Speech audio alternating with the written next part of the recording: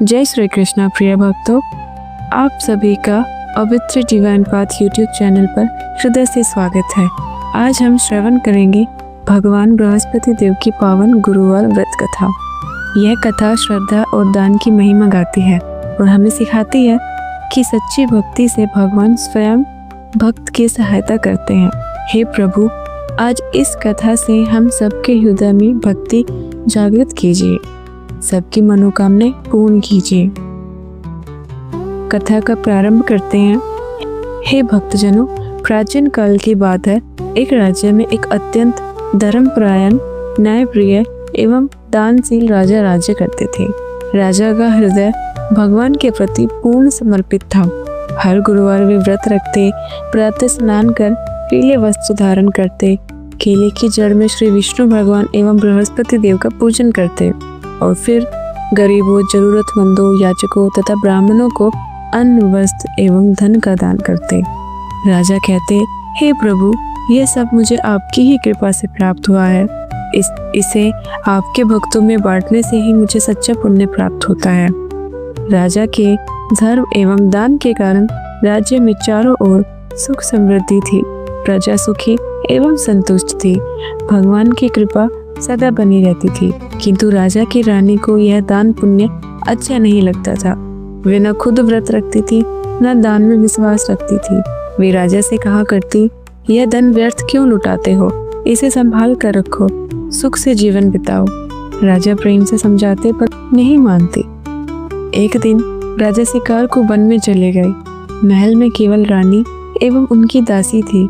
तभी भगवान बृहस्पति देव साधु रूप में उनके द्वार पर भिक्षा मांगने आए। उनका स्वरूप दिव्य था, पीले वस्त्र, तिलक, कमंडल।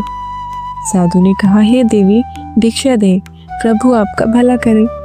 रानी ने द्वार खोला और व्याकुल स्वर में बोली, हे साधु महाराज, इस दान पुण्य से मैं थक गई हूँ। कोई ऐसा उपाय बताइए जिससे ये सारा धन नष्ट हो जाए, मुझे इस झंझट से आजादी मिले। साधु रूपी बृहस्पति ने करुणा से कहा, हे देवी, धन से दुखी होना आश्चर्य की बात है। यदि धन अधिक है तो इसे शुभ कार्यों में लगाओ, इससे तुम्हारा लोक एवं परलोक दोनों सुधरेंगे। रानी ने बात नहीं मानी। तब साधु ने कहा, यदि तुम्हारी यही इच्छा है तो हर गुरुवार को मैं कुछ कार्य बताऊंगा, वो करना। घर को गोबर से लीपना, बालों को पीली मिट्टी से धोना, हजामत बनवाना, मांस मदिरा आदि का सेवन करना, कपड़े धोबी को दिलवाने भेजना। 7 गुरुवार करने से तुम्हारा सारा धन नष्ट हो जाएगा। इतना कहकर साधु अंतर्ध्यान हो गए। रानी ने ठीक वैसा ही करना शुरू कर दिया और हे भक्तजनों, कुछ ही गुरुवार में राज्य का सारा वैभव नष्ट हो गया। खजाना खाली हो गया, भोजन तक दुर्लभ हो गया। राजा को मजबूरी में परदेश जाकर कठोर परिश्रम करना पड़ा। रानी एवं दासी महल में भूख और प्यास से पीड़ित रहने लगी। प्रिय भक्तजनों, फिर रानी एवं दासी को 7 दिन तक अन्न नसीब न हुआ। रानी ने दासी से कहा, मेरी बड़ी बहन पास के नगर में रहती है, वह धनवान एवं भक्त है, उसके पास जा, कुछ मांग ला। दासी गई, किंतु उस दिन गुरुवार था। बहन व्रत कथा श्रवण कर रही थी, नियम के कारण ना बोली। दासी खाली हाथ लौट आई और रोने लगी। कथा समाप्त होने पर जब बहन को स्मरण हुआ, वो तुरंत रानी के पास पहुंची और बोली, बहन, मैं कथा सुन रही थी इसलिए बोल न सकी, आप बताओ क्या बात है?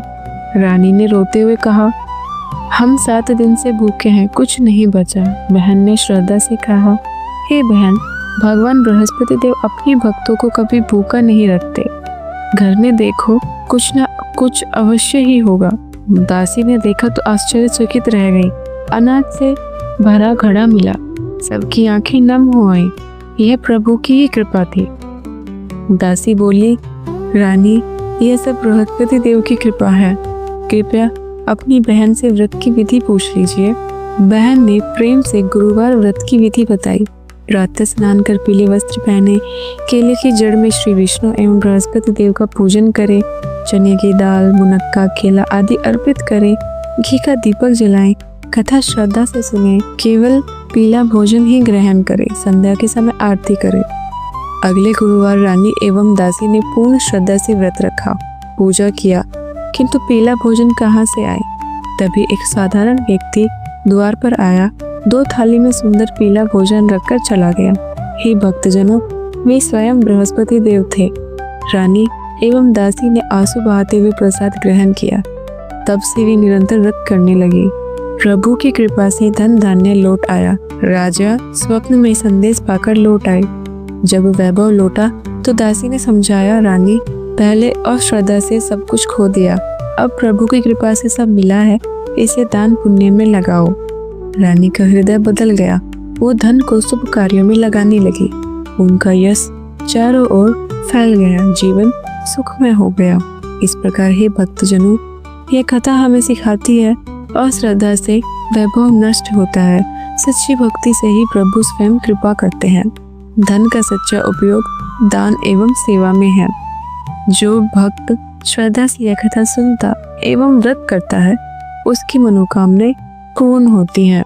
इसी प्रकार यह कथा संपूर्ण हुई। यदि आपको यह कथा अच्छी लगी तो कथा को लाइक करें, कमेंट में जय श्री बृहस्पति देव अवश्य लिखें और अपने मित्रों को इसे अवश्य शेयर करें।